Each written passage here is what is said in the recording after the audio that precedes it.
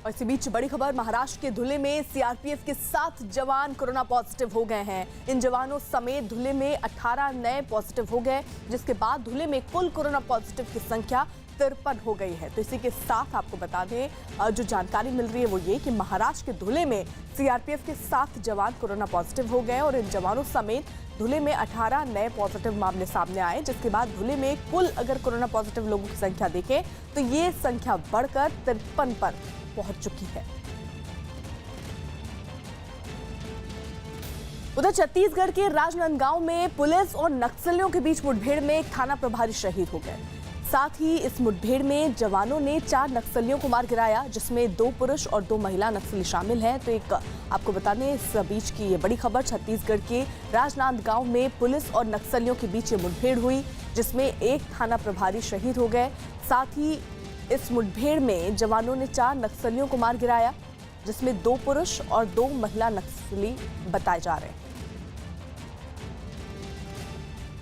तमिलनाडु के कई शहरों में दूसरे दिन भी शराब की दुकानों के बाहर लोगों की भारी भीड़ जुटी। एक दिन पहले वहां शराब की दुकानों के बाहर जुटी भीड़ को काबू करने में पुलिस को काफी परेशानी हुई थी, लेकिन दूसरे दिन पुलिस ने शराब की दुकानों के बाहर भीड़ को काबू करने के लिए व्यवस्था कर ली। तमिलनाडु के चेंगलपट्टू में एक शराब की दुकान के बाहर बांस के डंडों से रास्ता बनाया गया। रास्ता भी ऐसा कि कतार में खड़े लोग एक दूसरे से दूरी बनाए रखें और कोई भी आदमी लाइन तोड़कर आगे न बढ़ पाए। शराब खरीदने पहुंचे लोगों को नियमों का पालन करवाने के लिए ये तरीका काफी कारगर दिखा।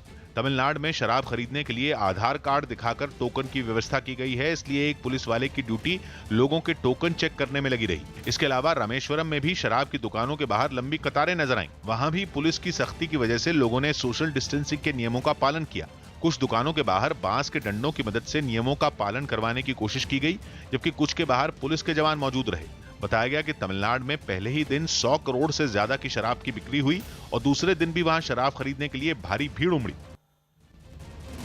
कानपुर में एक 3 साल की बच्ची के जन्मदिन पर पुलिस वाले केक लेकर बच्ची के घर पहुंचे। बताया गया कि बच्ची के पिता ने पुलिस कंट्रोल रूम में फोन करके कहा कि उनकी बेटी का जन्मदिन है और वो केक मांग रही है। इसके बाद पुलिस के कुछ जवान गुब्बारे और केक लेकर बच्ची के घर पहुंचे। केक और गुब्बारे देखकर बच्ची भी काफी खुश हुई। पुलिस वालों ने वहीं केक काटकर बच्ची का जन्मदिन मनाया। पुलिस की इस मदद पर बच्ची के पिता ने सभी को धन्यवाद दिया।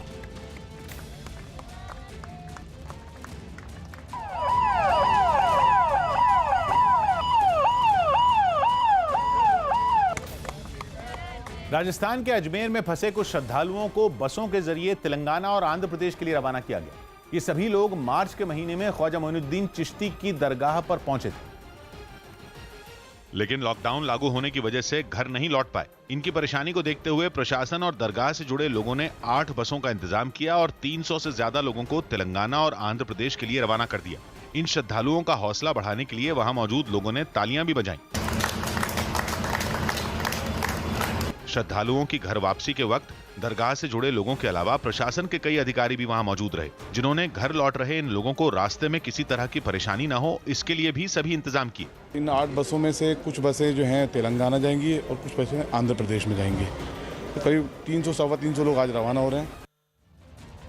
राजस्थान के कई जिलों में प्रशासनिक अधिकारियों के रवैये से नाराज डॉक्टरों ने प्रदर्शन किया। आरोप है कि प्रशासन के अधिकारी डॉक्टरों और दूसरे कर्मचारियों से बदसलूकी करते हैं, जिसके विरोध में एक अस्पताल के बाहर डॉक्टर और वहां काम करने वाले दूसरे कर्मचारी काला कपड़ा लहराते दिखे। यही नहीं, विरोध कर रहे कुछ स्वास्थ्य कर्मी काला कपड़ा, काला मास्क और काले जूते तक पहने नजर आए। डॉक्टरों के विरोध का एक दूसरा वीडियो भी सामने आया, जिसमें एक अस्पताल के बाहर वहां काम करने वाली कई महिला स्वास्थ्य कर्मी सोशल डिस्टेंसिंग का ध्यान रखते हुए प्रदर्शन करती नजर आई। विरोध जताने के लिए वहां मौजूद ज्यादातर महिला सुरक्षा कर्मी मुंह पर काला मास्क पहने नजर आई, जबकि कुछ महिला स्टाफ काला कपड़ा लहराती दिखी। पंजाब के गुरदासपुर में एक शख्स लोगों को पैसे बांटकर उनकी मदद कर रहा है। बताया गया कि यह आदमी पिछले कुछ दिनों से लॉकडाउन की मार झेल रहे जरूरतमंदों को रोजाना पैसे दे रहा है और इसलिए इलाके में नगर पालिका के दफ्तर के बाहर पैसे मिलने की उम्मीद में भीड़ लगी नजर आई। मुंह पर रुमाल बांधे एक शख्स मौके पर पहुंचा और कतार में खड़े कई लोगों को 200 रुपए के नोट बांटता दिखा। कैमरा नोटों की तरफ थोड़ा जूम हुआ तो पैसे बांटने वाले शख्स ने नोट छिपा लिए और अपनी तस्वीर न लेने की अपील की। लोगों ने बताया कि आदमी रोज सुबह आता है और कभी 100 रुपए तो कभी 200 रुपए देकर चला जाता है। पैसे बांट के एक गरीबा ने ढिड भरने वास्ते कितना भी जाने के ना प्रबंध करके पैसे वंडे आ। लेकिन पैसे बांटने वाला ये शख्स कौन है कोई नहीं जानता। इस शख्स ने न तो अपना नाम बताया और न ही अपना चेहरा दिखाया। मैं एक भारत ਦਾ ਵਾਸੀ ਆ ਪੰਜਾਬ ਦਾ ਤੇ ਆਪਣੇ ਭਰਾਵਾਂ ਦੇ ਨਾਲ ਥੋੜਾ ਉਹਨਾਂ ਦਾ ਮਦਦ ਕਰਨ ਲਈ। अहमदाबाद के एक इलाके में लॉकडाउन का सख्ती से पालन कराते वक्त कुछ लोग पुलिस वालों से ही भिड़ गए, जिसके बाद वहां जमकर हंगामा हुआ। बवाल बढ़ा तो हालात संभालने के लिए पुलिस को आंसू गैस के गोले तक छोड़ने पड़े। यही नहीं, पूरे इलाके में भारी पुलिस बल तैनात कर दिया गया। पुलिस के अधिकारी और जवान सिर पर हेलमेट और हाथ में डंडा लेकर चलते दिखाई दिए। कुछ महिला पुलिसकर्मी भी वहां हाथ में डंडा लेकर चलती नजर आई। अहमदाबाद में कोरोना वायरस के मरीजों की संख्या लगातार बढ़ रही है, जिसके बाद प्रशासन ने शहर में सिर्फ दूध और दवा की दुकानों को ही खोलने की इजाजत दी है।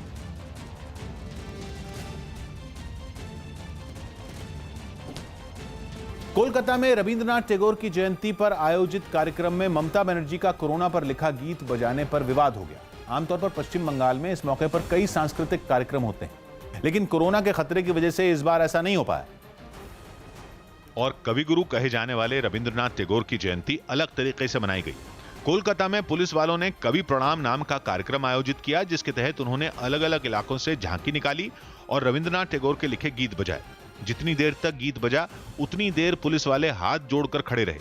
लेकिन इस कार्यक्रम पर उस समय विवाद हो गया जब झांकी में रविंद्रनाथ टैगोर के गीत के साथ साथ मुख्यमंत्री ममता बनर्जी का कोरोना पर लिखा गीत भी बजाया जाने लगा।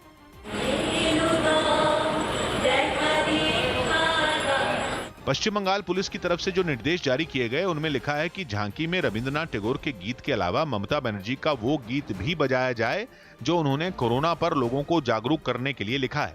कोरोना वायरस को लेकर के अवेयरनेस सॉन्ग है जो मुख्यमंत्री ममता बनर्जी ने लिखा है, वो भी इस टैबलॉइड में बजाया जा रहा है, जो कहीं न कहीं राजनीति का विषय बन गया है। इस निर्देश के बारे में जैसे ही बीजेपी को पता चला, उसने आपत्ति जताई। पार्टी सांसद लॉकेट चटर्जी ने आरोप लगाया कि बंगाल के लोगों पर मुख्यमंत्री को जबरन थोपा जा रहा है और कवि प्रणाम कार्यक्रम में ममता का गाना बजाकर रविंद्रनाथ टैगोर का अपमान किया गया। प्रधानमंत्री नरेंद्र मोदी ने कोरोना संकट पर इटली के प्रधानमंत्री से फोन पर बात की। प्रधानमंत्री मोदी ने इटली को जरूरी मेडिकल सामान मुहैया कराने के लिए हर संभव मदद का भरोसा दिया। दोनों नेताओं ने कोरोना की महामारी से लोगों के स्वास्थ्य और अर्थव्यवस्था पर पड़ने वाले असर पर चर्चा की। पीएम मोदी ने कोरोना की वजह से इटली में हुई मौतों पर संवेदना भी जताई।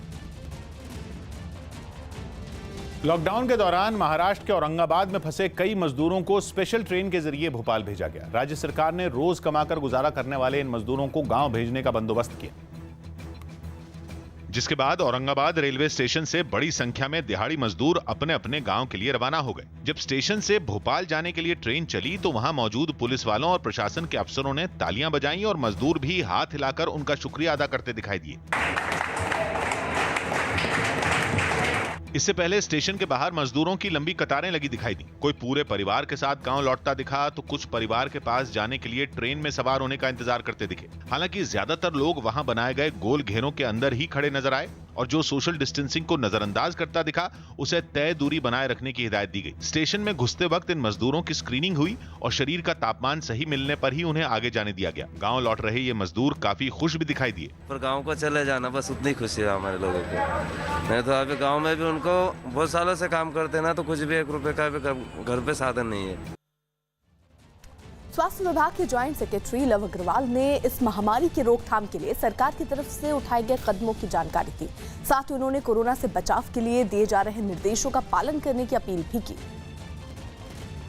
हमें समझना होगा कि we have to also learn to live with the virus, and when we are talking about learning to live with the virus, तो बहुत ज़रूरी है कि जो वायरस से बचने से संबंधित जो गाइडलाइंस हैं हम उसको कम्युनिटी में एज ए बिहेवियर चेंज के रूप में लाएं। लीबिया में विद्रोहियों ने संयुक्त राष्ट्र के समर्थन वाली सरकार की सेना के 40 जवानों को मार गिराने का दावा किया। कोरोना वायरस की दहशत के बीच वहां पर अब भी दोनों गुटों में राजधानी त्रिपोली पर कब्जे की लड़ाई जारी है।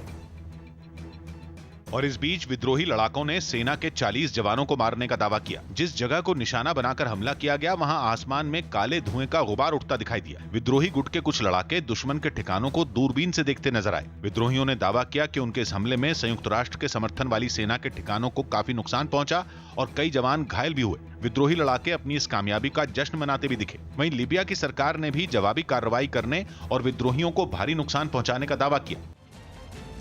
मुंबई के सैन अस्पताल से भागे कोरोना संदिग्ध को पकड़ लिया गया, जिसका एक वीडियो भी सामने आया और ये घटना इसी महीने की 3 तारीख में बताई गई। सामने आए वीडियो में जांच के लिए अस्पताल लाया गया एक कोरोना संदिग्ध वार्ड के सामने बनी एक खिड़की से भागता दिखाई दिया। इस कोरोना संदिग्ध के भागते ही वहां मौजूद लोग खिड़की से बाहर झांकते नजर आए। ऐसे में सोशल डिस्टेंसिंग की अनदेखी भी हुई।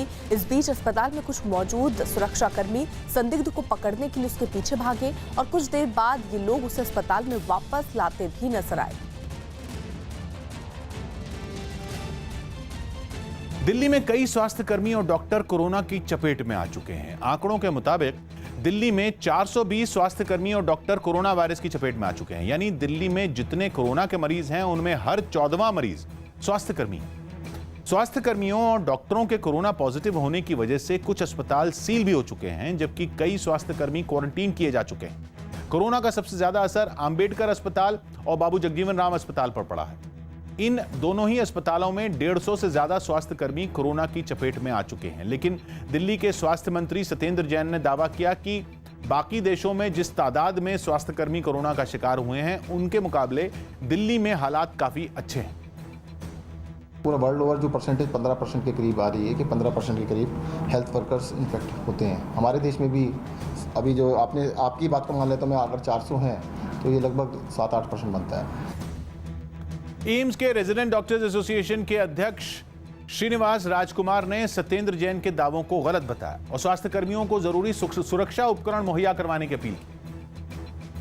पूरी दुनिया के हेल्थ केयर वर्कर्स का इन्फेक्शन रेट आया है पीक पैंडेमिक को फेस करने के बाद, बट इंडिया या दिल्ली आजकल इस स्टेटस में है, हम सिर्फ अभी पैंडेमिक को फेस कर रहे हैं। दिल्ली के पास गुरुग्राम में कुछ पुलिस वाले एक बुजुर्ग जोड़े की सालगिरह के मौके पर केक लेकर उनके घर पहुंचे।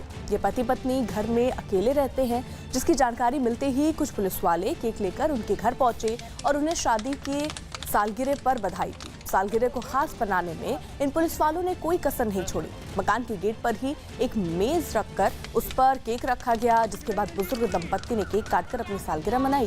केक काटने के बाद पति पत्नी ने पुलिस वालों का शुक्रिया अदा भी किया। बड़ा अच्छा लगा, बहुत खुशी हुई। 58 साल हो गए आज पूरे। कलाकार ने पैरों से फुटबॉलर रोनाल्डो की तस्वीर बनाई। ईरान की एक दिव्यांग कलाकार ने पैरों से फुटबॉलर क्रिस्टियानो रोनाल्डो की एक तस्वीर बनाई, जिसके बाद सोशल मीडिया पर कई लोगों ने उसकी तारीफ की। महाराष्ट्र बीजेपी ने राज्य में होने वाले विधान परिषद चुनाव के लिए अपने 4 उम्मीदवारों की सूची जारी कर दी। इस बार पार्टी ने पुराने नेताओं की जगह नए चेहरों को मौका दिया, जबकि पंकजा मुंडे और एकनाथ खड़से जैसे नेता भी इसकी दौड़ में शामिल थे। सुप्रीम कोर्ट में एक याचिका दाखिल कर लॉकडाउन में निजी कॉलेजों के छात्रों को फीस से छूट देने की मांग की गई, लेकिन अदालत ने इससे इनकार कर दिया। सुप्रीम कोर्ट ने साफ किया कि कॉलेजों को अपने कर्मचारियों को वेतन देना भी जरूरी है। दिल्ली के पास नोएडा में पुलिस ने अवैध तरीके से कुछ मजदूरों को बिहार ले जाने के नाम पर धोखाधड़ी के आरोप में 2 लोगों को पकड़ लिया। आरोप है कि ये लोग बिहार पहुंचाने के लिए मजदूरों से 3-3 हजार रुपए लेते थे, जबकि बसों के बाहर फ्री सेवा का बैनर लगा रखा था। जापान ने भारत में अपनी कंपनियों में काम शुरू करने के लिए सरकार से मंजूरी देने की अपील की।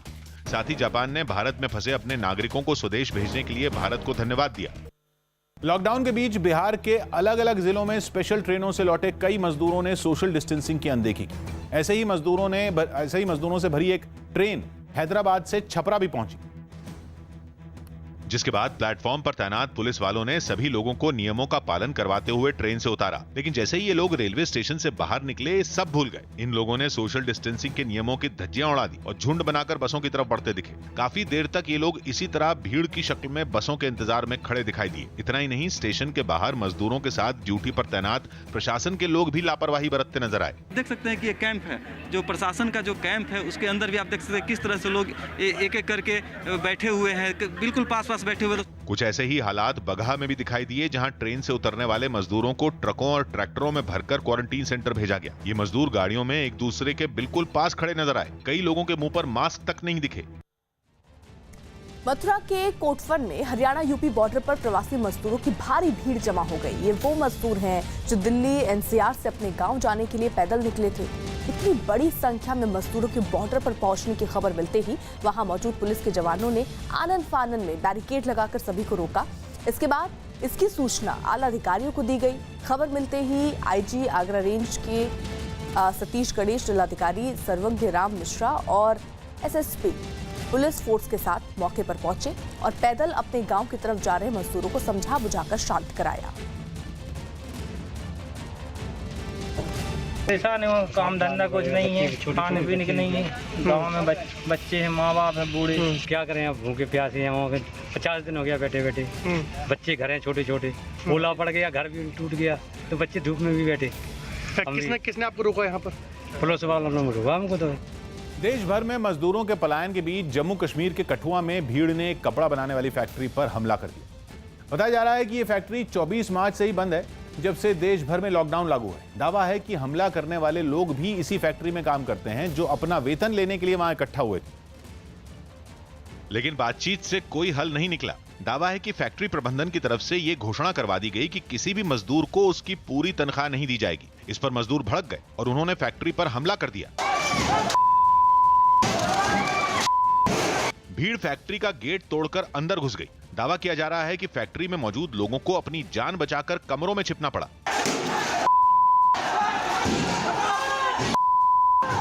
तोड़फोड़ और हंगामे के बीच कुछ लोग फैक्ट्री को आग लगाने की बात भी कहते सुने गए।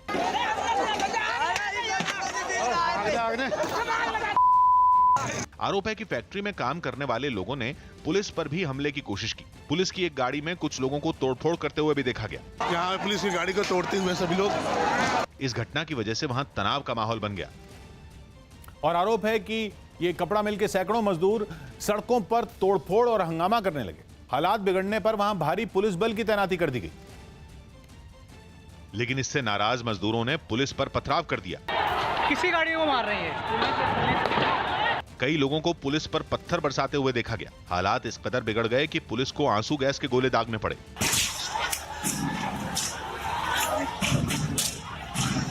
मजदूरों को खदेड़ने के बाद पुलिस ने फैक्ट्री को भी घेर लिया। फैक्ट्री के आसपास लोगों के इकट्ठा होने पर भी रोक लगा दी गई। मजदूरों को समझाने के लिए कठुआ के एसएसपी को सड़कों पर उतरना पड़ा, क्योंकि पुलिस को डर था कि मजदूर फिर से फैक्ट्री पर हमला कर सकते हैं। इसी वजह से कठुआ के एसएसपी शैलेंद्र मिश्रा ने मजदूरों से बातचीत करने की कोशिश की और उन्हें समझाया कि फैक्ट्री पर हमला करने से कोई हल नहीं निकलेगा। जिसके वजह से आप कल फंस रहे हो ना, उसी को तोड़ रहे हो, माँ को मार रहे हो। ये काम मत करो, शर्मिंदा, ये बहुत ही गंदा काम है। एसएसपी के समझाने पर मजदूर शांत तो हो गए, लेकिन कुछ सवाल उनके ऐसे हैं जिनके जवाब पुलिस के पास भी नहीं है। कंपनी में जाते कहता आदमी कल आना, कल नहीं परसों आना, तो सर हम कहाँ जाए, बाहर काम चल नहीं रहा है। बताया जा रहा है कि 200 से ज्यादा मजदूर और उनके घर वाले वेतन नहीं मिलने से खाने पीने के संकट से जूझ रहे हैं और पैसों की तंगी की वजह से उन्होंने गांव वापसी की उम्मीद भी छोड़ दी है। उत्तर प्रदेश के बदायूं में एक पुलिस वाले का थाने में जन्मदिन मनाने का वीडियो वायरल हो गया। आरोप है कि पुलिस थाने में जन्मदिन मनाते वक्त सोशल डिस्टेंसिंग का भी ध्यान नहीं रखा गया और वायरल वीडियो में ये भी नजर आया कि पुलिसकर्मी इकट्ठा होकर थाने में जन्मदिन का जश्न मनाते नजर आए। जिस वक्त केक काटा गया, थाने में 15 से ज्यादा जवान एक जगह पर इकट्ठा थे। उन्होंने सोशल डिस्टेंसिंग यानी एक दूसरे से जरूरी दूरी जो बनाए रखनी होती है, उस नियम का पालन नहीं किया। इस घटना के बाद इलाके के एसपी ने कड़ी कार्रवाई का भरोसा दिया है। तो ये तस्वीरें जरा आप देखिए। दरअसल एक पुलिस वाले का यहाँ पर जन्मदिन और इस बीच थाने के अंदर 15 से ज्यादा जो जवान हैं वो वहाँ मौजूद थे और कहीं भी सोशल डिस्टेंसिंग का ख्याल इन पुलिस वालों ने नहीं रखा है। हालांकि ये बड़ी लापरवाही के बाद अब कार्रवाई की बात भी कही गई है कि अब ये लापरवाही कैसे हुई, इन सब पर नजर रखकर आगे जो भी कार्रवाई बनती है वो कार्रवाई की जाएगी। यूपी के बदायूं की ये तस्वीर जो एक बड़ी लापरवाही पुलिस वालों की दिखा रहा है। दरअसल एक पुलिस वाले का यहाँ जन्मदिन था। केक काटने के मौके पर यहाँ पर 15 से ज्यादा जो पुलिस वाले थे वो एक थाने पर मौजूद थे। सोशल डिस्टेंसिंग का पालन नहीं किया गया और ना ही किसी के चेहरे पर मास्क लगा नजर आया।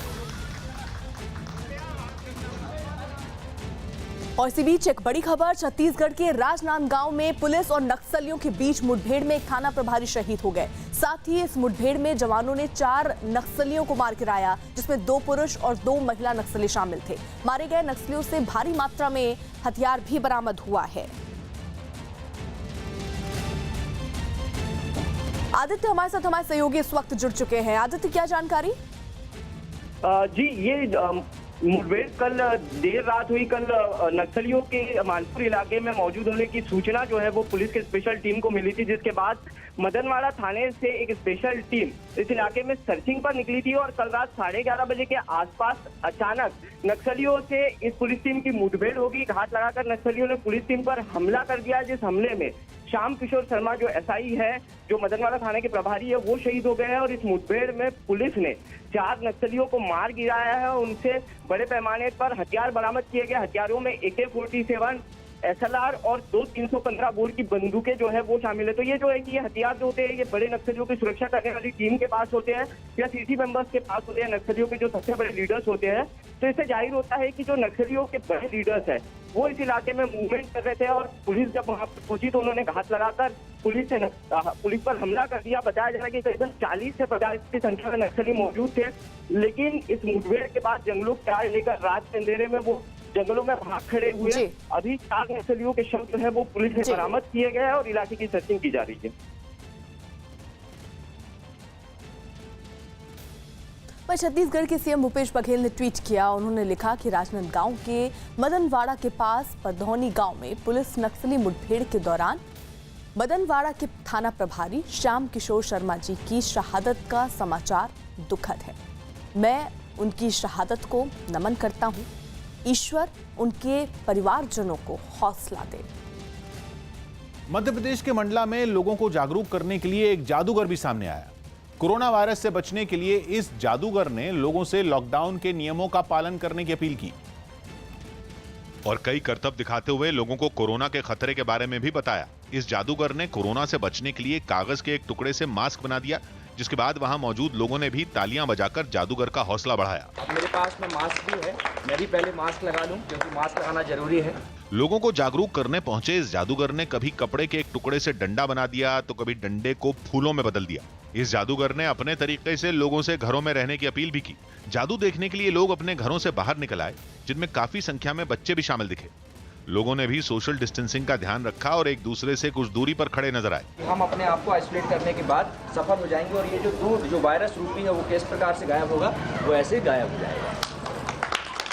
इस जादूगर ने अलग अलग इलाकों में घूमकर न सिर्फ लोगों को जागरूक किया बल्कि लॉकडाउन में घरों में रह रहे लोगों का मनोरंजन भी किया। यूपी के मेरठ में लॉकडाउन के बीच मामूली विवाद में 2 पक्षों में जमकर लाठी डंडे चले, जिसमें 3 लोग घायल हो गए। पुलिस के मुताबिक लॉकडाउन के बीच मामूली कहासुनी पर 2 पक्ष के लोग आपस में भिड़ गए और देखते ही देखते कहासुनी मारपीट में बदल गई, जिसका वहां मौजूद एक शख्स ने वीडियो बना लिया। मारपीट की इस घटना में 3 लोग बुरी तरह से जख्मी हो गए। बाद में वहां पहुंची पुलिस ने कई लोगों को हिरासत में ले लिया।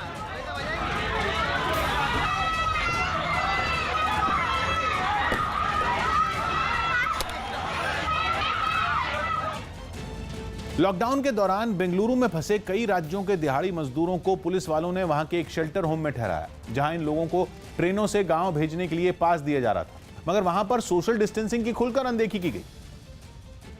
और ये सभी लोग एक दूसरे के बेहद करीब खड़े नजर आए। किसी के कंधे पर बैग नजर आया तो किसी के हाथों में सामान का झोला दिखाई दिया। कोई शेल्टर होम की सीढ़ियों पर बैठा अपनी बारी का इंतजार कर रहा था तो कोई फर्श पर बैठकर अपनी बारी का इंतजार करता दिखा। लेकिन किसी ने भी सोशल डिस्टेंसिंग के नियमों का पालन नहीं किया और न ही वहां पर तैनात पुलिस वाले सोशल डिस्टेंसिंग का पालन करवाते दिखे। हालांकि ये सभी मजदूर कोरोना से बचने के लिए मुंह पर मास्क और कपड़ा बांधे दिखाई दिए। इन मजदूरों ने बताया कि उन्हें पास के लिए पैसे चुकाने पड़े हैं। 2-3 दिन से हम लोग बंद था, उसके बाद आज देखो कुछ हो रहा है। 970 रुपए लग रहे हैं। पैसा हम लोग 970 रुपया देंगे, दे सकते हैं। इन मजदूरों के लिए ट्रेनों के पास बनाने के काम में जुटे लोग भी सरकार के निर्देशों की अनदेखी करते दिखे। बताया गया शेल्टर होम में ठहराए गए ज्यादातर मजदूर यूपी, बिहार और झारखंड के हैं। केंद्र से मंजूरी मिलने के बाद उड़ीसा के पुरी में जगन्नाथ मंदिर की रथ यात्रा के लिए रथ बनाने का काम शुरू हो गया। 23 जून को रथ यात्रा निकलनी है, लेकिन लॉकडाउन की वजह से काम बंद था। एक दिन पहले केंद्रीय गृह मंत्रालय ने सोशल डिस्टेंसिंग के पालन की शर्त के साथ रथ निर्माण की इजाजत दी, जिसके बाद रथ बनाने का काम जोरों पर दिखाई दिया। काम शुरू करने से पहले पुजारियों ने लकड़ी की पूजा की। इसके बाद मास्क पहने कारीगर लकड़ी की कटाई करते नजर आए। सैनिटाइजेशन और यहाँ पर सोशल डिस्टेंसिंग मेंटेन किया जाना, ये सब दृष्टि में रखकर यहाँ पर काम किया जा रहा है।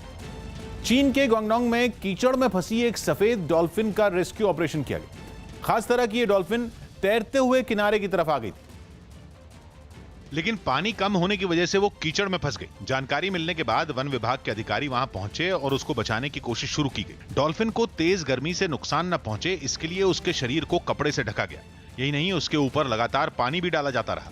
डॉल्फिन काफी बड़ी थी, इसलिए उसे निकालने के लिए बचाव दल के लोगों को भी कीचड़ में उतरना पड़ा।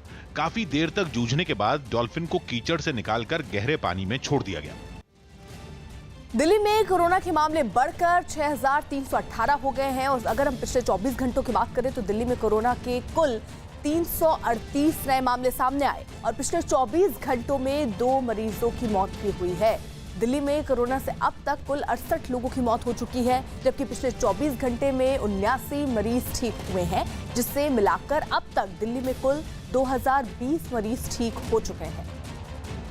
तो कुल मिलाकर अगर आंकड़ों को देखिए, पिछले 24 घंटों में ये आंकड़ा जो है वो बढ़ा जो मामला है वो 338 हुए हैं, यानी 338 नए मामले सामने आए और पिछले 24 घंटों में दुखद ये भी कि 2 मरीजों की मौत हुई। दिल्ली में कोरोना से अब तक कुल 68 लोगों की मौत हो चुकी है। पिछले 24 घंटे में देश के जिन 7 राज्यों में कोरोना के सबसे ज्यादा नए मरीजों की पुष्टि की गई, उनमें महाराष्ट्र अब भी सबसे ऊपर है। केंद्रीय स्वास्थ्य मंत्रालय के मुताबिक पिछले 24 घंटों में महाराष्ट्र में 1200 से ज्यादा नए मरीजों की पुष्टि की गई। इसी तरह तमिलनाडु में भी पिछले 24 घंटों में 500 से ज्यादा लोगों को कोरोना हो गया। तमिलनाडु के बाद इस सूची में तीसरे नंबर पर दिल्ली है। दिल्ली में पिछले 24 घंटों में 450 के करीब नए मरीजों की पुष्टि की गई। दिल्ली के बाद गुजरात में करीब 400 और पंजाब में 100 से ज्यादा कोरोना के नए मरीजों की पुष्टि पिछले 24 घंटों में हुई। मध्य प्रदेश और राजस्थान में भी पिछले 24 घंटों में कोरोना के 100 से ज्यादा नए मरीजों की पहचान की गई। मध्य प्रदेश में ज्योतिरादित्य सिंधिया की समर्थक माने जाने वाली विधायक इमरती देवी ने उम्मीद जताई कि ज्योतिरादित्य सिंधिया को केंद्र में जरूर मंत्री बनाया जाएगा। इमरती देवी ने कहा कि बीजेपी के वरिष्ठ नेता इस पर विचार करेंगे। वरिष्ठ बीजेपी नेतन का ये काम है जो वो करेंगे। आपकी इच्छा क्या है? हमारी इच्छा है कि बने। मुंबई की आर्थर रोड जेल में 77 कैदियों और 26 पुलिसकर्मियों के कोरोना की चपेट में आने से हड़कंप मच गया। बताया गया कि इन सभी लोगों को 2 अलग-अलग अस्पतालों में शिफ्ट किया गया। और जैसे ये बात जेल के अंदर बने स्टाफ क्वार्टर्स में रहने वाले लोगों को पता चली, वहां अफरा तफरी मच गई। लोग अपने घरों से बाहर आ गए और उनके चेहरे पर चिंता नजर आई। आर्थर रोड जेल में बने क्वार्टर बहुत छोटे हैं और इसी बात ने इन लोगों को सबसे ज्यादा परेशान किया, क्योंकि उन्हें डर है कि अगर उनके घर का सदस्य कोरोना पॉजिटिव मिला है तो वो भी महामारी की चपेट में आ सकते हैं। यही वजह रही कि इन लोगों ने अपना टेस्ट करवाने की मांग की, लेकिन स्वास्थ्य कर्मियों के पास कम टेस्ट किट होने की वजह से ऐसा नहीं हो पाया, जिसके बाद इन लोगों ने अपनी नाराजगी जताई। लोगों का गुस्सा भी अब फूट रहा है। जो जिनके परिवार वाले पॉजिटिव पाए गए हैं, क्या उनके भी टेस्ट किए जा रहे हैं? उनको कौन बताएगा अभी? वो पॉजिटिव रहे और हम नेगेटिव रहे तो उनके वैसा अभी हमें भी हुआ होगा ना। हालांकि प्रशासन की तरफ से हालात से निपटने के इंतजाम किए गए और स्वास्थ्य कर्मी जेल में रहने वाले लोगों की थर्मल स्क्रीनिंग करते नजर आए। यही नहीं, उन्होंने ये भी साफ कर दिया कि वो उन्हीं लोगों का कोरोना टेस्ट करेंगे जिनमें बीमारी के लक्षण दिखेंगे। जब तक उनको सिम्टम्स नहीं आ पा रहे तब तक नहीं ले सकते हैं। इतना रिसोर्सेस नहीं अवेलेबल हो सकता है। मिनिमम हम लोग 30 to 40 सैंपल्स ले सकते हैं। जिनके सिम्टम्स दिखते हैं उन्हीं के हम लोग ले सकते हैं। आर्थर रोड जेल में कोरोना के शिकार हुए कैदियों और पुलिस वालों की संख्या 100 से ज्यादा है, जिन्हें अस्पताल भेज दिया गया। लेकिन उन लोगों के संपर्क में आए बहुत सारे लोग ऐसे हैं जिनकी रिपोर्ट आनी बाकी है और फिलहाल उन्हें जेल में ही क्वारंटीन किया गया है। दिल्ली के द्वारका इलाके में पुलिस ने बेंगलुरु के एक अस्पताल में काम कर रहे एक डॉक्टर की मां का जन्मदिन बड़े धूमधाम से मनाया। बुजुर्ग महिला का जन्मदिन मनाने के लिए पुलिस की एक टीम उनके घर पहुंची और फिर एक महिला पुलिसकर्मी ने उन्हें गुलाब देकर जन्मदिन की बधाई दी। इसके बाद बुजुर्ग महिला अपने घर से नीचे पहुंची, जहां उन्होंने केक काटकर पुलिस वालों के साथ अपना जन्मदिन मनाया। इस दौरान वहां मौजूद पुलिस के जवान मोबाइल फोन से वीडियो बनाते दिखे। यही नहीं, केक काटने के बाद पुलिस के अधिकारियों और जवानों ने बुजुर्ग महिला को गिफ्ट भी दिए। वहीं बुजुर्ग महिला जन्मदिन मनाए जाने से बेहद खुश दिखी। अमेरिका के राष्ट्रीय प्रार्थना दिवस पर व्हाइट हाउस में एक हिंदू पुजारी को भी शांति पाठ के लिए बुलाया गया। अमेरिका में हर साल मई महीने के पहले गुरुवार को प्रार्थना दिवस के रूप में मनाया जाता है। और इस बार राष्ट्रीय प्रार्थना दिवस पर व्हाइट हाउस के लॉन में कोरोना पीड़ितों के लिए खास प्रार्थना हुई, जिसमें पुजारी हरीश ब्रह्मभट्ट ने यजुर्वेद का श्लोक पढ़ा। शांति शामा शांति ओम। साथ ही ईसाई, मुस्लिम और यहूदी समुदाय के धर्म ग्रंथों का पाठ करके कोरोना संकट से बचाने के लिए ईश्वर से प्रार्थना की गई। On this National Day of Prayer, America is engaged in a fierce battle against a very terrible disease. Throughout our history, in times of challenge, our people have always called upon the gift of faith, the blessing of belief, the power of prayer, and the eternal glory of God. इस दौरान America की प्रथम महिला Melania Trump ने corona की वजह से मारे गए लोगों के परिवार के साथ संवेदना जताई और पीड़ितों के लिए दुआ मांगी। Let us pray for the ill, the ones who are suffering, and those serving on the front lines. वहीं एक म्यूजिक बैंड ने अमेरिका का सबसे लोकप्रिय देशभक्ति गीत गॉड ब्लेस अमेरिका पेश किया।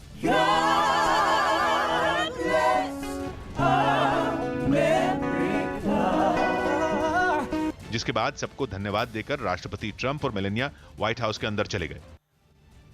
अब तक कोरोना पर किसी भी तरह की जांच के लिए साफ तौर पर मना करने वाले चीन को आखिरकार दुनिया के दबाव के आगे झुकना ही पड़ा है। चीन ने अब WHO यानी विश्व स्वास्थ्य संगठन के तहत बने पैनल से निष्पक्ष जांच का समर्थन किया, जिसके तहत पूरी दुनिया को अपनी चपेट में ले चुके कोरोना वायरस महामारी की समीक्षा की जाएगी।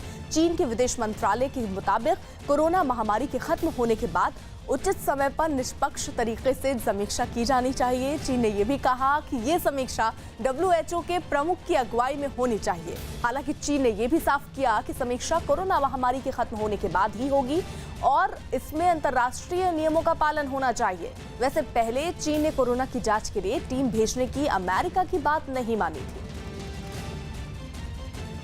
कोलकाता की व्यवस्था की गई ताकि खरीदारी के लिए आने वाले लोग सैनिटाइज होने के बाद ही बाजार में दाखिल हो सकें। टनल के बाहर एक आदमी लोगों को हाथ साफ करने के लिए सैनिटाइजर भी देता दिखाई दिया। कोलकाता के जद्दू बाबू बाजार में खरीदारी करने वाले जो भी आ रहे हैं, पहले इस डिसइंफेक्टेंट टनल से गुजर रहे हैं। इसके अलावा पुलिस ने बाजार में लोगों को एक दूसरे से दूर रखने के लिए सड़क को बैरिकेड और रस्सी की मदद से 2 हिस्सों में बांट दिया, जिसके एक तरफ सब्जी और फल बेचने वाले दिखाई दिए, जबकि दूसरी तरफ खरीदारी करने आए लोग नजर आए। बाजार में पुलिस के जवान भी तैनात दिखे, जो खरीदारी के लिए पहुंचे लोगों से सोशल डिस्टेंसिंग का पालन कराते नजर आए। लेकिन इसके बाद भी बाजार की कुछ दुकानों पर लोगों के बीच सोशल डिस्टेंसिंग की कमी दिखी। लोग सोशल डिस्टेंसिंग तो थोड़ा बहुत पालन कर रहे, ज्यादा लोग मान नहीं रहे वो सोशल डिस्टेंसिंग।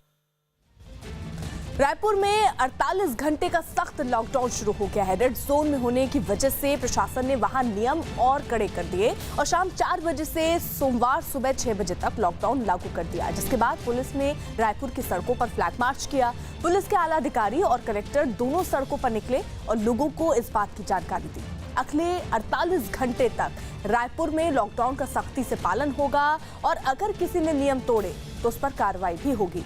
सख्ती की वजह रायपुर में सोमवार सुबह 6 बजे तक केवल जरूरी चीजों की दुकान खुलेंगी, जिनमें दवा, सब्जी, फल, नॉनवेज की दुकानें और पेट्रोल पंप शामिल हैं।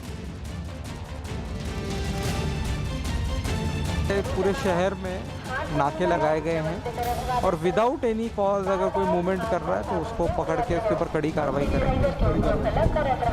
सर ये कब से लेकर मतलब इसका टाइमिंग क्या रहेगा? टाइमिंग ये अभी शुरू हो गया है, अभी 4 बजे से शुरू हो गया है, ये 6 बजे तक रहेगा, मॉर्निंग 6 बजे तक मंडे। रूस के क्लिमिकिया में दूसरे विश्व युद्ध में मारे गए सोवियत सैनिकों के अवशेषों की तलाश की गई। वहां जर्मनी के साथ हुई लड़ाई में रेड आर्मी के करीब 7000 सैनिक मारे गए थे, जिनका आज तक कोई पता नहीं चला। ऐसे में जर्मनी पर जीत के 75 साल पूरे होने के मौके पर इन लापता सैनिकों के अवशेषों की तलाश शुरू की गई। इस काम में सेना की एक टुकड़ी की मदद ली गई। अवशेषों की तलाश के लिए मेटल डिटेक्टर जैसे उपकरणों की मदद ली गई। तलाशी अभियान में एक विमान के टुकड़े भी मिले। खुदाई के दौरान एक सोवियत सैनिक की पानी की बोतल भी मिली। लापता जवानों के इन अवशेषों को इकट्ठा कर वहां बने एक स्मारक में ले जाया गया। Их надо поднимать и хоронить с почестями. Не будем мы их поднимать.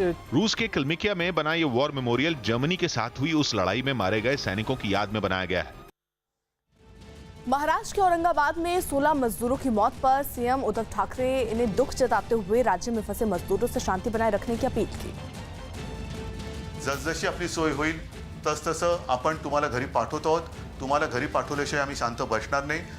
पण शांती ठेवा, अस्वस्थ होऊ नका, कुठेही गडबड गोंधळ करू नका। अत्यंत शिस्तीत आणि संयमाने आपण हे काम करतो आहोत। सुप्रीम कोर्ट ने ओडिशा हाई कोर्ट के उस आदेश पर रोक लगा दी जिसमें राज्य में वापस लौटने वाले हर शख्स का कोरोना टेस्ट जरूरी बताया गया था। सुप्रीम कोर्ट ने इस मामले में ओडिशा सरकार से जवाब मांगा क्योंकि एक जनहित याचिका पर सुनवाई करते हुए ओडिशा हाईकोर्ट ने आदेश दिया था कि राज्य में आने वाले हर शख्स का कोरोना टेस्ट होना जरूरी है क्योंकि ऐसा करने से राज्य में कोरोना फैलने से रोकने में मदद मिलेगी। लेकिन केंद्र सरकार ने हाईकोर्ट के फैसले को सुप्रीम कोर्ट में चुनौती दी और दलील दी कि ऐसा करना स्वाभाविक नहीं। साथ ही केंद्र की तरफ से सुप्रीम कोर्ट में यह भी कहा गया कि सरकार एक प्रोटोकॉल के तहत लौटने वाले लोगों का चेकअप करती है और राज्य में दाखिल होने वाले हर शख्स का कोरोना टेस्ट करना संभव नहीं है, जिसके बाद सुप्रीम कोर्ट ने ओडिशा हाईकोर्ट के फैसले पर रोक लगा दी। यूपी के सीतापुर में लोगों को कोरोना के खतरे से जागरूक करने के लिए सड़क पर एक पेंटिंग बनाई गई। वहां अंबुज नाम के एक लड़के ने ये पेंटिंग बनाई और कोरोना की महामारी से बचने के लिए लोगों को घरों में रहने का संदेश दिया। पेंटिंग के देखने के लिए वहां पर कई अधिकारी भी पहुंचे। अधिकारियों के मुताबिक वहां के नगर निगम ने इस पेंटिंग को बनवाया ताकि लोगों को बताया जा सके कि कोरोना से बचने के लिए घरों में रहना ही एकमात्र उपाय है। में कोरोना की पेंटिंग में है और उस पर लिखा हुआ है घर में रहें सुरक्षित। इसके माध्यम से ये संदेश देना चाह रहे हैं हम लोग कि आप लोग जितना ज़्यादा से ज़्यादा घर में रहेंगे उतना ही ज़्यादा आप सुरक्षित रहेंगे क्योंकि कोरोना से बचने का यही एकमात्र उपाय है। देश के अलग अलग राज्यों से मध्य प्रदेश के दिहाड़ी मजदूरों के गांव लौटने का सिलसिला तेज हो गया। ये सभी मजदूर लॉकडाउन लागू होने के बाद से फंसे हुए थे, जो अब स्पेशल ट्रेनों के जरिए एमपी लौटने लगे हैं। पंजाब के लुधियाना से भी एक ऐसी ही स्पेशल ट्रेन ग्वालियर पहुंची, जहां ट्रेन से उतरने के बाद ये सभी लोग सोशल डिस्टेंसिंग के नियम का पालन करते हुए स्टेशन से बाहर निकले, जिसके बाद इन लोगों की थर्मल स्क्रीनिंग की गई, यानी इनके शरीर का तापमान मापा गया। साथ ही इन मजदूरों की जानकारी भी नोट की गई। इसके बाद इन लोगों को वहां पर पहले से मौजूद बसों के जरिए अलग अलग जिलों में उनके गाँव भेज दिया गया। लेकिन गाँव लौटने से पहले इन मजदूरों ने लॉकडाउन के दौरान हुई परेशानियों का जिक्र किया। पैसे का बहुत दिक्कत आ रही थी, खाने पीने की, इसलिए हम लोग अपने गांव भागा। जो लग गया लॉकडाउन तो इसलिए मेरे को आना पड़ गया, पैसे ऐसे नहीं थे। इसी तरह एक दूसरी स्पेशल ट्रेन मजदूरों को लेकर मध्य प्रदेश के सागर रेलवे स्टेशन पहुंची, जहां पहले से ही मौजूद स्वास्थ्य विभाग की टीम ने इन सभी लोगों की मेडिकल जांच की और फिर इनको बसों में बैठाकर उनके गांव रवाना कर दिया गया। अपने राज्य लौटने से खुश इन लोगों ने बसों की खिड़कियों से हाथ हिलाकर वहां पर मौजूद अधिकारियों का शुक्रिया अदा किया। जम्मू में कोरोना के 2 और नए मरीज सामने आए हैं, जिसके बाद वहां पर कोरोना के मरीजों की संख्या बढ़कर 70 हो गई है। दोनों नए मरीजों में एक कठुआ और दूसरा उधमपुर में पाया गया।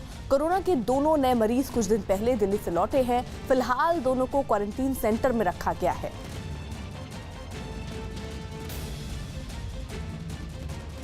तो जम्मू में कोरोना से आपको बता दें, कोरोना के 2 और मरीज हालांकि मिले हैं। क्वारंटीन सेंटर में इनको रखा गया और इसी के साथ मरीजों की संख्या भी वहां पर बढ़कर 70 हो गई है। दोनों नए मरीज जो है वो एक कठुआ से और दूसरा उधमपुर से बताए जा रहे हैं और कोरोना के दोनों ये मरीज जो हैं वो कुछ दिन पहले ही दिल्ली से लौटे हैं।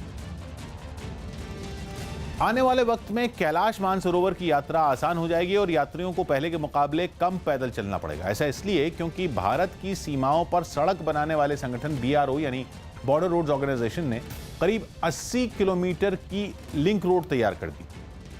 उत्तराखंड के धारचूला से लिपलोक तक जाने वाली रास्ते पर इस लिंक रोड को बनाया गया, जिससे वहां की दूरी काफी कम हो गई है। इस रोड के बनने के बाद जो यात्रा 2 से 3 हफ्ते में पूरी होती थी वो केवल 1 हफ्ते में पूरी होगी। साथ ही इस सड़क के बनने से सुरक्षा बल के जवानों को भी बॉर्डर तक पहुंचने में आसानी होगी। यूपी की अलीगढ़ मुस्लिम यूनिवर्सिटी में लॉकडाउन की वजह से फंसे 1200 छात्रों को स्पेशल ट्रेन के जरिए उनके राज्य बिहार भेजा गया। इन छात्रों को भेजने से पहले सभी की मेडिकल जांच की गई और सोशल डिस्टेंसिंग का खास ध्यान रखते हुए इन्हें स्पेशल ट्रेन में बैठाया गया। इससे पहले ट्रेन को भी सैनिटाइज किया गया। छात्रों को खाने पीने की सुविधाओं के साथ भेजा गया, जिसका खर्च भी अलीगढ़ मुस्लिम यूनिवर्सिटी ने उठाया। अपने राज्य वापस लौटने के दौरान छात्र खुश नजर आए।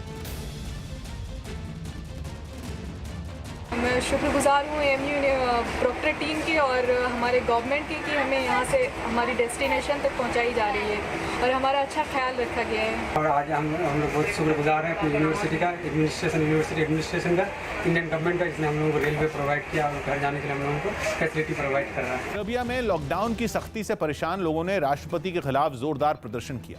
लोगों ने राष्ट्रपति अलेक्जेंडर वुचिच पर कोरोना वायरस के बहाने तानाशाही को बढ़ावा देने का आरोप लगाया और लॉकडाउन के खिलाफ प्रदर्शन शुरू कर दिया। राजधानी बेलग्रेड में सैकड़ों की तादाद में लोग सड़कों पर उतर आए और राष्ट्रपति के आवास की तरफ बढ़ने लगे। प्रदर्शन कर रहे लोगों ने खाली बर्तन बजाकर सरकार का विरोध किया। प्रदर्शनकारियों ने राष्ट्रपति पर लोकतंत्र को कमजोर करने और तानाशाही को बढ़ावा देने का भी आरोप लगाया। And we think that this is the dictatorship that we are living in nowadays. राष्ट्रपति आवास के बाहर इकट्ठा प्रदर्शनकारी अंदर घुसने की कोशिश करने लगे। कई लोग वहां लगे बैरिकेड को तोड़ने की कोशिश करते दिखे। जल्द ही लोगों ने बैरिकेड तोड़ दिए और राष्ट्रपति आवास के मेन गेट तक पहुंच गए। हालांकि वहां तैनात सुरक्षा कर्मियों ने उन्हें रोक दिया, जिसके बाद वो बाहर ही प्रदर्शन करने लगे। लॉकडाउन के दौरान मुंबई से यूपी जा रहे मजदूरों ने पुलिस के रोकने पर हंगामा शुरू कर दिया। छोटे छोटे बच्चों के साथ पैदल ही घर जा रहे इन मजदूरों को पुलिस ने ईस्टर्न एक्सप्रेस हाईवे पर रोका और समझाने की कोशिश की, लेकिन ये मजदूर कुछ भी सुनने को राजी नहीं थे और किसी भी हालत में अपने घर लौटने की जिद पर अड़े थे। लॉकडाउन के बीच वैष्णो देवी में फंसे कई श्रद्धालु अपने गांव के लिए रवाना हो गए। बिहार और यूपी के ये श्रद्धालु लॉकडाउन लागू होने से पहले वैष्णो देवी दर्शन करने पहुंचे थे, जो लॉकडाउन लागू हो जाने की वजह से नहीं लौट पाए। इनमें कुछ लोगों को उनके गांव भेजने के लिए प्रशासन की तरफ से कई बसों का इंतजाम किया गया। बसों में बैठने के बाद इन लोगों की खुशी का ठिकाना न रहा। इससे पहले लॉकडाउन में फंसे इन श्रद्धालुओं को एक शेल्टर होम में रखा गया था। शेल्टर होम में पहुंचे अधिकारियों ने लिस्ट में लिखे नामों के हिसाब से इन लोगों को बाहर बुलाया और सोशल डिस्टेंसिंग को ध्यान रखते हुए उन्हें एक दूसरे से कुछ फीट की दूरी पर बैठा दिया। 4 गाड़ियां यहां से निकाल रहे हैं, जिनमें 2 गाड़ियां पटना जाएंगी, जिनमें 44 पैसेंजर हैं और 2 गाड़ियां जो है यूपी में जाएंगी। बसों में बैठने से पहले सभी लोगों को खाने के पैकेट और पानी की बोतलें भी दी गईं, ताकि उन्हें सफर के दौरान कोई दिक्कत न हो। बहुत खुशी हुआ, हम लोग को बहुत बढ़िया से सेवा सत्कार, खाना पीना, रहना सोना सब बहुत अच्छा होता था। मुंबई से यूपी, बिहार और झारखंड के करीब 1250 मजदूरों को लेकर एक स्पेशल ट्रेन पूर्वी चंपारण के मोतिहारी स्टेशन पहुंची। इस ट्रेन में बिहार के 22 जिलों के मजदूर पहुंचे, जिनका स्टेशन पर प्रशासन के कर्मचारियों ने तालियां बजाकर स्वागत किया। यात्रियों के मुताबिक मुंबई में उनसे 750 रुपए किराए के तौर पर लिए गए और अपने राज्य पहुंचने पर पैसे वापस किए जाने का वादा किया। यात्रियों ने रास्ते में खाने पीने के इंतजाम नहीं होने की शिकायत की, जिसके बाद स्टेशन पर पहुंचते ही सभी को खाना दिया गया।